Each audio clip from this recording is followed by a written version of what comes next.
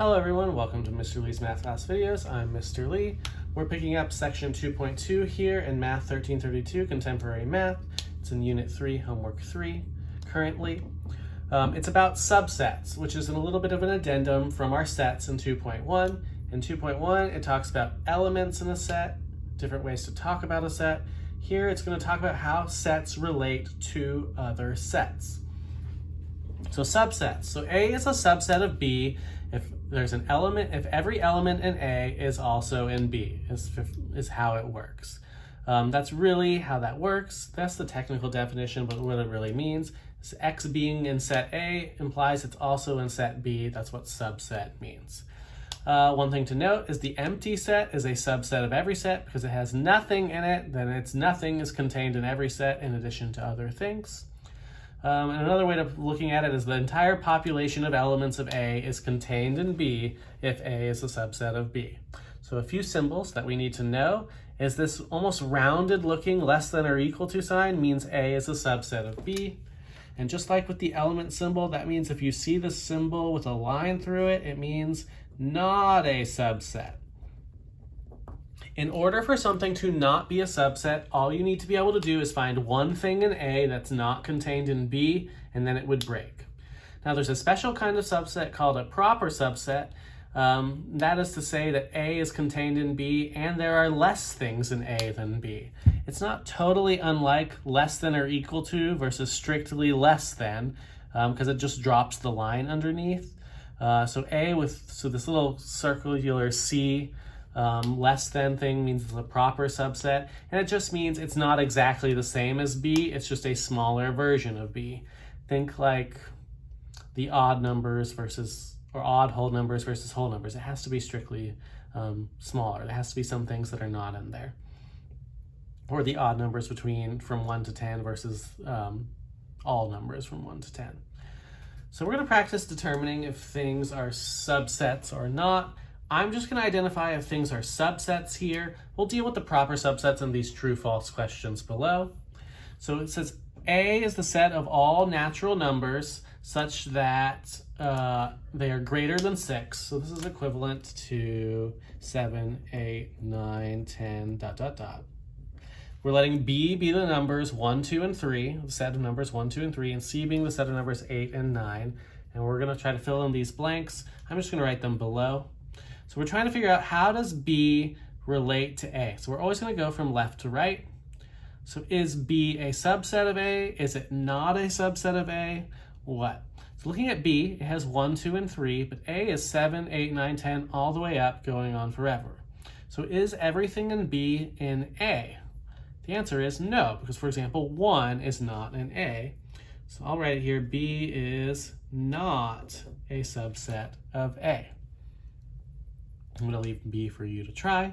How about those C compared to A? So is it asking, is everything in C, are 8 and 9, also in A? And that answer is yes, C is a subset of A. It's also a proper subset, but I'm just worried about subset right now. And I'm going to leave D for you to practice because I already mentioned how it's going to operate. E. Is the set containing 1, how does it relate to B? So it's basically asking, does B contain 1? If so, then it will be a subset. So here, the answer is yes, 1, or the set containing 1 is a subset of B. Now it's really important though, that this 1 had braces because this is the set containing 1. If the 1 didn't have a brace, it's an element. And elements are not sets, and they will use that to trick you in the true-false section. For example, using the same sets from above, is the set containing 8 a proper subset of C? Well, is 8 in C? Yes. And is this set containing 8 smaller than C? Yes. Then this is true.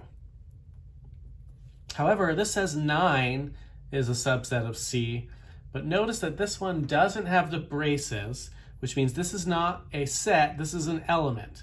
Elements cannot be subsets. They are not sets, so they cannot be subsets. So again, this is the way that they're going to try to trick you. This is false. If it's a set, it must have braces, period. Now again, I'll let you practice C because it relates to D above. D is asking, is A subset of the empty set? And again, it's true if every element of A is in the empty set, but if you can find even one element of A that is not, this will be false. Now, since nothing's in the empty set and we have elements in A up here, 8 is an example of an element that's in A that's not in the empty set, so this is inherently false. I want you to try this one, and I think I can try it and leave F for you to do too. I just want you to try some of these and get used to it, and obviously you can check your answer. Now, sets have subsets to them. That's as long as they have elements, or even if they don't, because they can be a subset of themselves.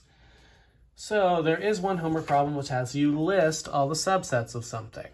So the way I like to think of subsets is every element in a set will either be included or not included in a subset, and nothing else is added. So the way I see it is A is of course a subset of itself. So if I'm going to list the subsets of A, which contain 1, 2, and 3 on this page, then 1, 2, and 3 is obviously a subset of itself. It's not proper, but this is what I call the 3-element subset of A. But then there's also going to be 2-element subsets, which means some combination of 2 of these. So it could be 1 and 2, it could be 1 and 3, or it could be 2 and 3. These are all subsets because 1 and 2 are included here, but 3 is not. It's just all the combinations of either including the element or not. The 1-element subsets, which means only one of them are included, could be just 1, just 2, or just 3. And finally, you're always going to have the 0-element subset, the empty set, which includes none of them. The empty set is a subset of every set. It will always be there sitting at the end. So this would be an example of listing the subsets. Now, if you're not sure how many subsets a thing is supposed to have and you needed to list them out, there is a way to figure out how many things are included. Because an element is either included or not included in a subset, that's 2 options per element based on the number of elements in the set.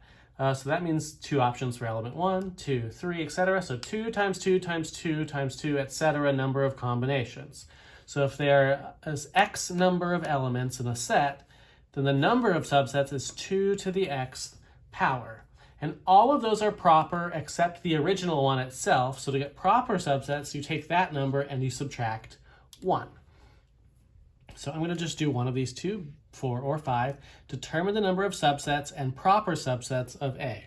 So there are 6 elements here, 1 through 6. So it means the number of subsets is 2 to the 6th power, or 2 times itself, 6 total times, which is 64 subsets.